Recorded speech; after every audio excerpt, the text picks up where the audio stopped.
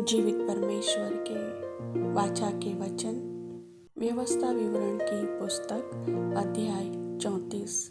फिर मूसा मोआब के अराबा से नबो पहाड़ पर जो पिस्गा की एक चोटी और यरीहो के सामने है चढ़ गया, और यहोवा ने उसको दान तक का गिलाद नामक सारा देश और नप्ताली का सारा देश और एप्रैम और मनश्शे का देश और पश्चिम के समुद्र तक का यहूदा का सारा देश और दक्षिण देश और सोअर तक की यरीहो नामक खजूर वाले नगर की तराई, यह सब दिखाया।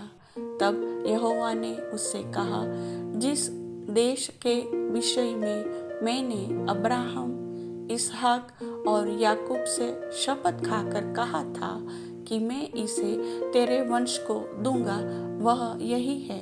मैंने इसको तुझे साक्षात दिखा दिया है, परंतु तू पार होकर वहां जाने न पाएगा। तब यहोवा के कहने के अनुसार उसका दास मूसा वहीं मोआब देश में मर गया, और यहोवा ने उसे मोआब के देश में बेतपोर के सामने एक तराई में मिट्टी दी, और आज के दिन तक कोई नहीं जानता कि उसकी कब्र कहाँ है। मूसा अपनी मृत्यु के समय 120 वर्ष का था, परंतु न तो उसकी आंखें धुंधली पड़ी और न उसका पौरुष घटा था। और इज़राइली मोआब के अराबा में मूसा के लिए 30 दिन तक रोते रहे।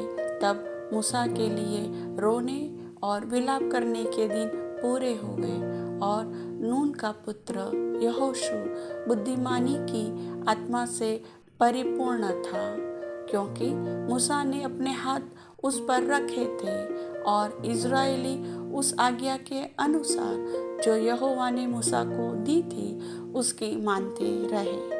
और मूसा के तुल्य इज़राइल में ऐसा कोई नबी नहीं उठा जिससे यहोवा ने आमने सामने बातें की।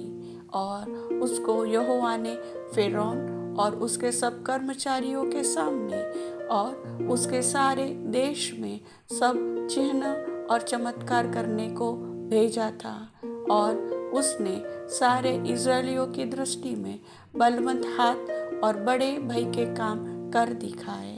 प्रभु वचन के सुनने वाले सभी भाई बहनों को आशीष दे। आमीन।